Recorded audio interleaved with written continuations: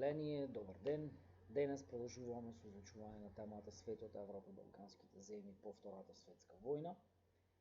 А денешна наставна содржина ни е обществено-економските и политички промени во балканските држави. Целта на овој час е да научите и да знаете за обществено-економските и политичките промени кои настанале во балканските држави во периодот по завршување на Втората светска војна, за политичките кризи кои ќе се појават во одредени балкански држави во овој период и какви односи ќе негуваат балканските држави помеѓу себе во периодот 1945 до 1990 година. Но пред да преминеме, да ги објасниме и да ги наведеме промените кои што ќе настанат во балканските земји во овој период, да се потсетиме на она идеолошка поделба на светот на држави со капиталистичко уредување и држави со социјалистичко уредување и на нивните главни карактеристики. Односно, кај државите со капиталистичко уредување има повеќе партиски систем и слободна пазарна економија, додека пак кај државите со социјалистичко уредување се воведува еднопартискиот систем, марксизмот, ленинизмот се наметнува како државна идеологија, се укинува приватната и се воведува општествена сопственост. Истите овие карактеристики ги имаме и кај балканските земји во овој период. По 1945 година Романија, Југославија, Бугарија и Албанија ќе потпанат под советско влијание и таму ќе се воспостави така наречениот социјалистички систем. Исто така во овие социјалистички земји ќе биде воведен еднопартискиот систем, а марксизмот, ленинизмот ќе стане единствена политичка идеологија. За разлика од овие земји пак, во Грција и Турција ќе имаме западно влијание, овие две држави ќе бидат со капиталистичко уредување и ќе биде воведен повеќе партискиот парламентарен систем. Покрај политичките промени, кај овие држави ќе имаме и економски промени. Кај социјалистичките земји Романија, Југославија, Бугарија и Албанија ќе биде укината пазарната економија, ќе се спроведат привремени аграрни реформи, ќе се национализираат производствените сили, ќе започне еден процес на присилна индустриализација и колективизација.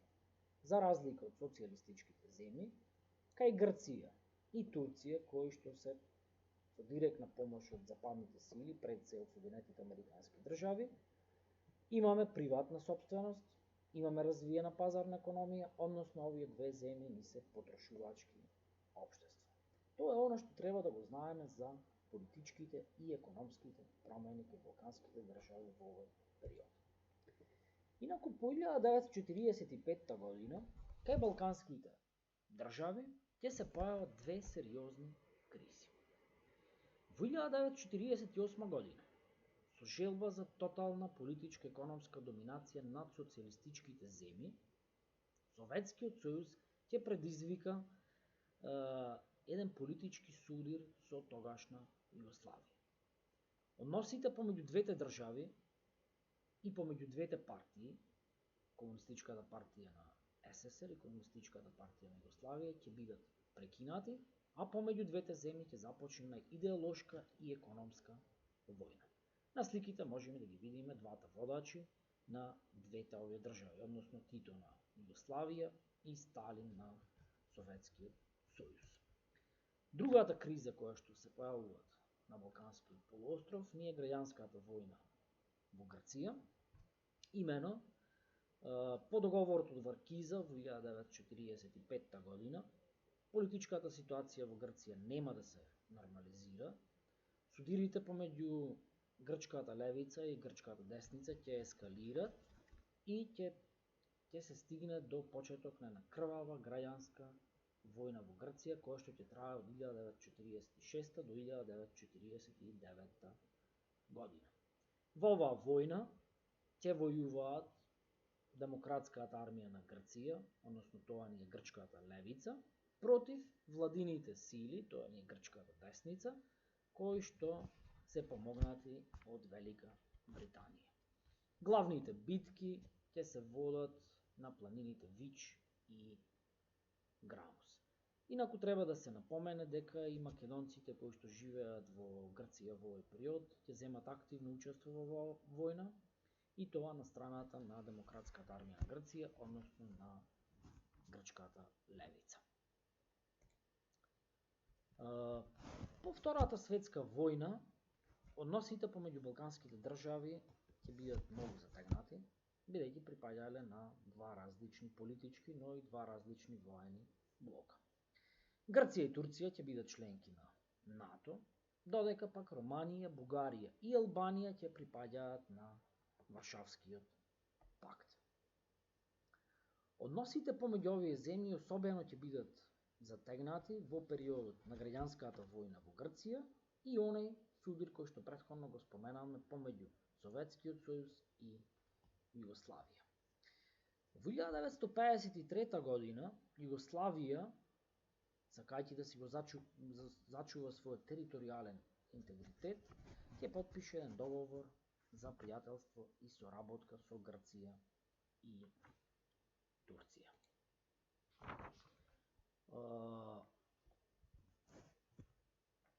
По 1956 година, односно по одржувањето на 20-тиот конгрес на Комунистичката партија на Советскиот сојуз, ќе настанат длабоки промени во балканските земји, односно во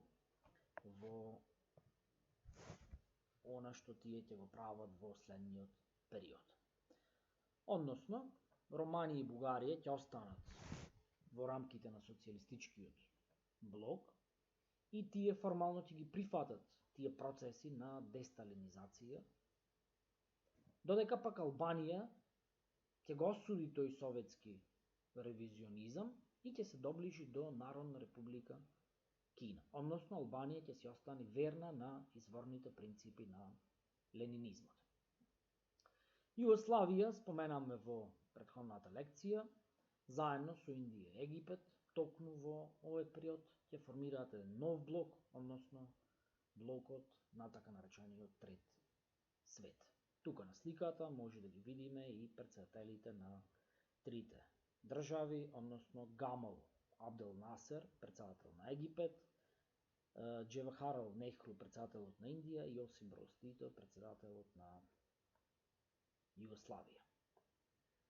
Во овој период ќе имаме еден проблем помеѓу Грција и Турција, односно нивните односи во овој период ќе се затегнат околу островот Кипар.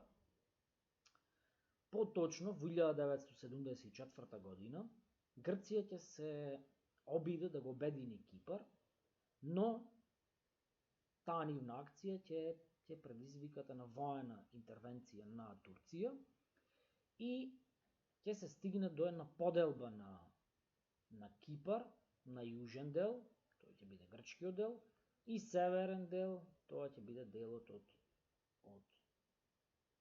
Турција.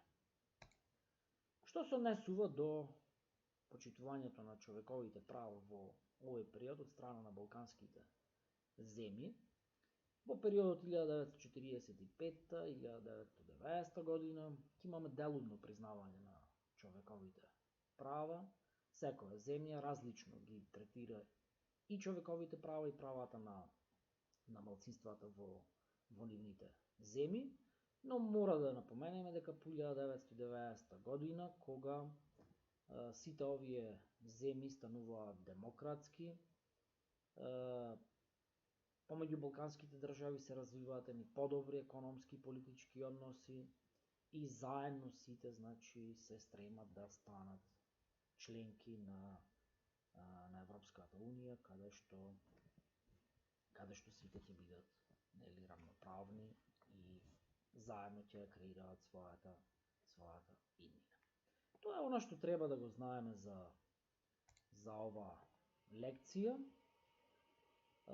Како задача за вас би имал да ви дадам да истражите за човековите права во балканските држави, односно првата задача е да се изработи една табела каде што ќе се представат состојбите со човековите права во балканските држави, А втората задача е да се состави Венов диаграм за улогата и положбата на жената во рамките на патриархалното семејство и на еманципираната жена во современото семејство.